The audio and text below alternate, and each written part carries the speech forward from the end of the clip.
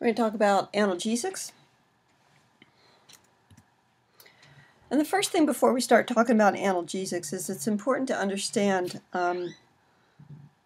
pain, or at least a simplified view of pain.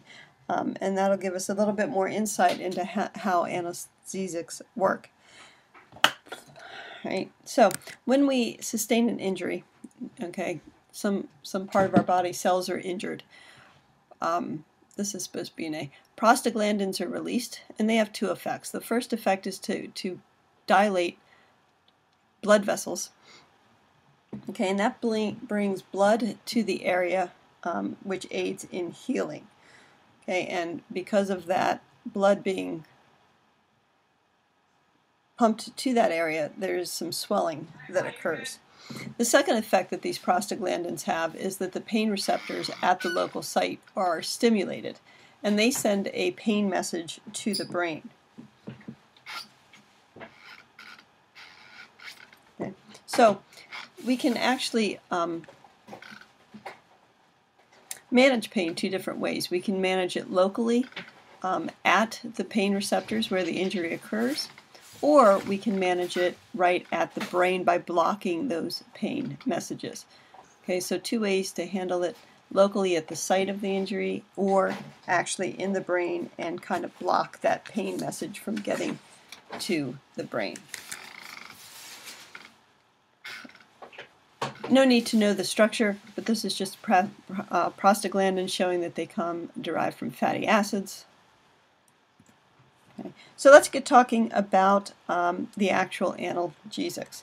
The first class we're going to talk about is a mild analgesic, and this prevents that stimulation of the pain receptors at the site of injury.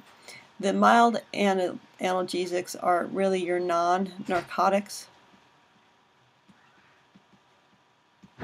and they include aspirin and paracetamol, which is also we refer to as acetaminophen, and Tylenol. I think this is the European name, and acetaminophen is the generic name, Tylenol is the brand name. These aspirin and the paracetamol react in different ways, and there are different side effects that we'll get into in a minute. The interesting thing is that Tylenol is put under the title of mild analgesic, but it is actually an exception. Most often the mild analgesics react by blocking the pain receptors. That prostaglandin can't bind or activate that receptor, but the Tylenol is an exception in that it does act in the brain. But it falls under this class because it is not a narcotic with some of those typical narcotic side effects that we'll get into. And then the second type, strong analgesics.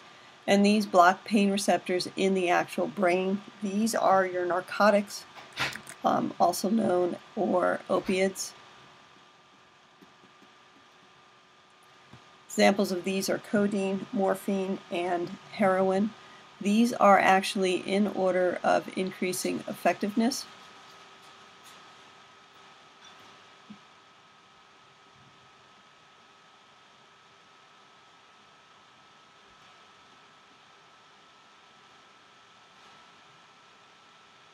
Okay, with heroin being the most effective.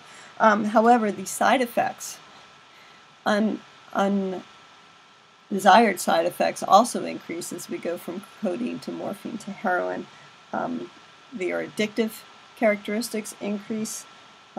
However, they are very effective pain management tools. And we'll look more at their therapeutic effects and their side effects in a future screencast. So let's focus on mild analgesics first. Okay, and the first thing we're going to look at is aspirin and how it was developed. The original painkiller was salicylic acid, and this was from willow bark. In the early 1800s, people realized that chewing on willow bark would relieve pain.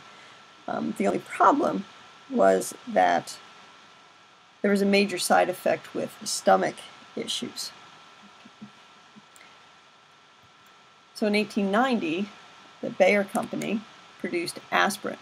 Aspirin is a ester derivative of salicylic acid. Here is my salicylic acid. This group is esterified to produce this. So it's the reaction between that alcohol group and a carboxylic acid producing this ester. This produced a pain medication and reduced a lot of the stomach issues that are associated with the aspirin. There are still some stomach issues associated, but much, much less than the original. When we're looking at the aspirin, you do not need to memorize this, because remember, the structures are going to be in your data booklet.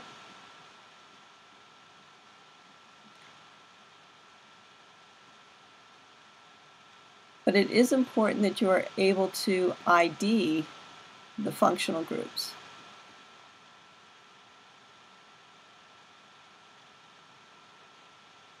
And looking at the structure, I'm hoping that you can identify the ester in the group, the benzene ring, and the carboxylic acid group. I circled too big.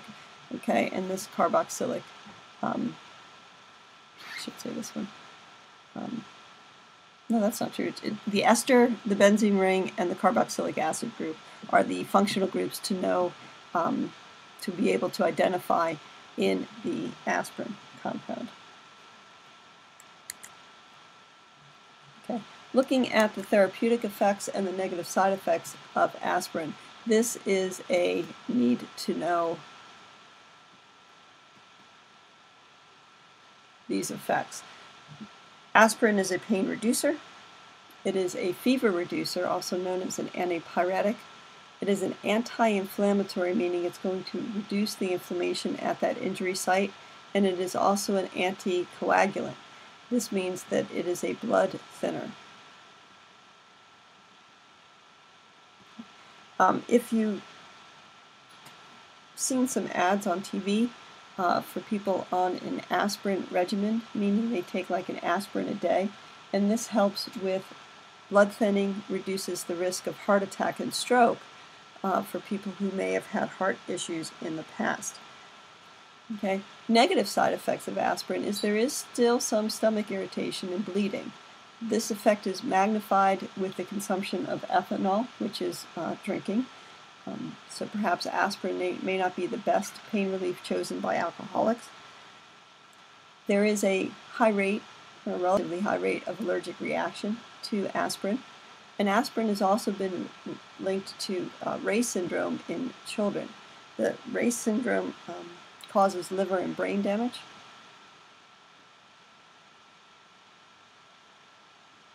And typically children are not given aspirin because of the risk to that, the risk of getting Reye syndrome.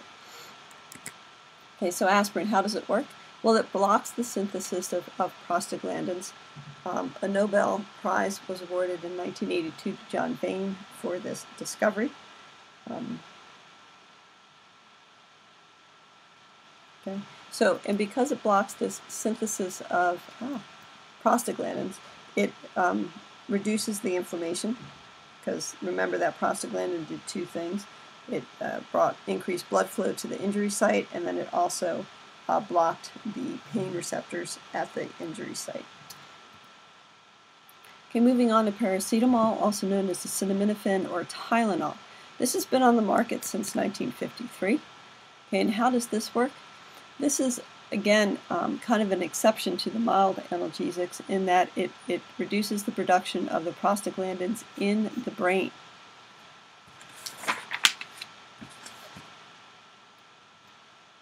Oh, sorry.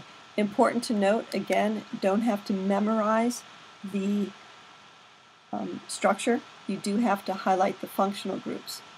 Looking at the structure, you've got a hydroxy or an alcohol group, you've got a benzene group, and you have an amine group.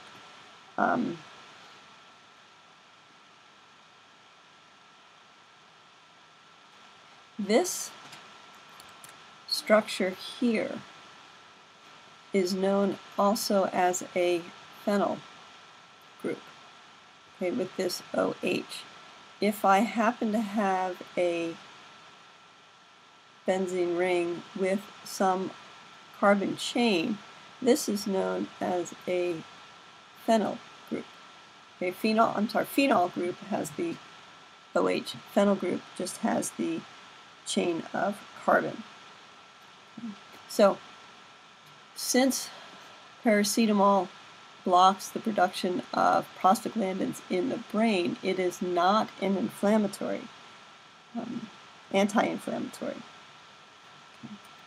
So, kind of comparing paracetamol's therapeutic effects, it does reduce pain. It is a fever reducer. It is not an anti-inflammatory, and it is not an anticoagulant. Tylenol does have some negative side effects. At higher doses and long-term use, it is toxic to the liver and the kidney and the brain. This is magnified with alcohol use as well.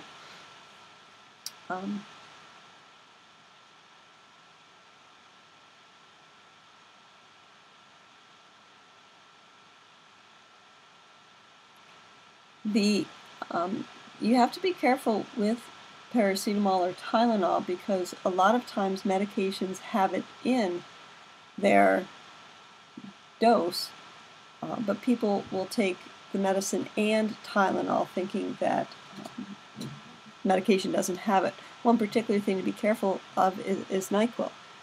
It has Tylenol in it, so you should never take NyQuil and Tylenol. Just read the labels and look for acetaminophen or Tylenol on the label. And then the next topic that we'll talk about is strong analgesics.